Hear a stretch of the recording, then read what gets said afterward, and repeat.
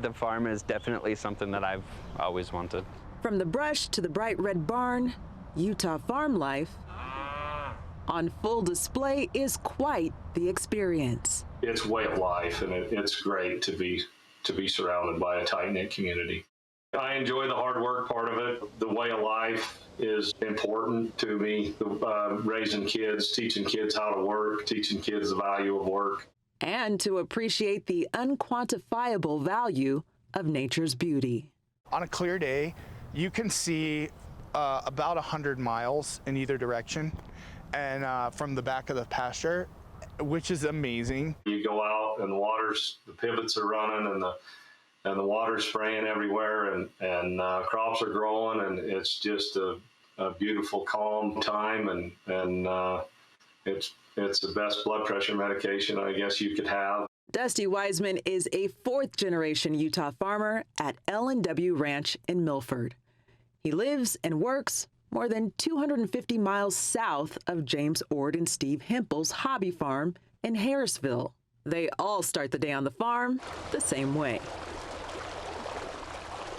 First thing I do is I go check all my water to make sure everything's running. We get our water, one time it's during the day, so 10:45, and one time it's night.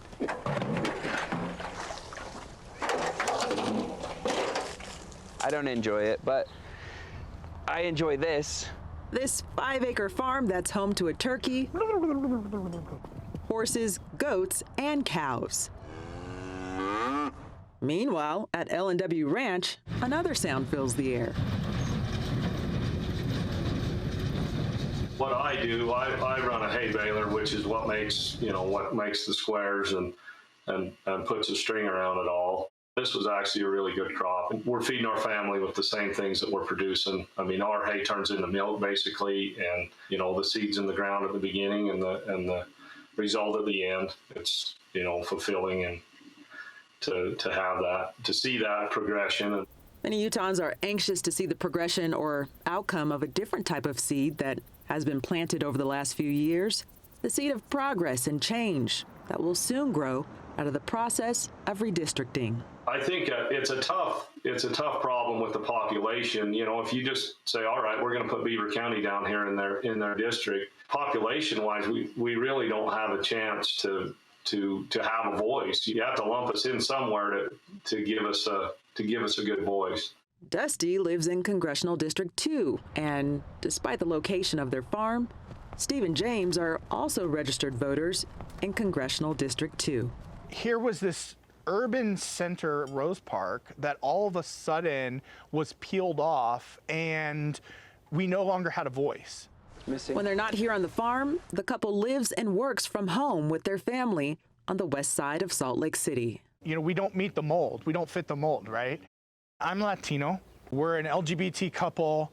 We have one of our kids identifies as LGBT. I understand the difference between urban and rural, but the problem is that our leaders don't.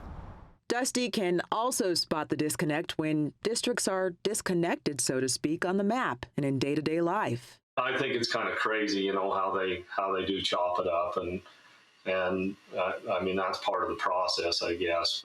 They have just different issues. It's just crazy the amount of diversity that's in the state, and to try to weave all that together and keep everybody somewhat satisfied. I don't know that that's possible. I think they do a fair job. I wouldn't want their job. They all say a big part of our job as residents of Utah is to get involved in the process. I think that's the place where you make those working relationships that actually lets your voice be heard. No matter the issue or lines drawn on the map. As long as we can, everybody can be represented. I don't want the biggest, loudest voice. I just want to be heard like somebody in Salt Lake.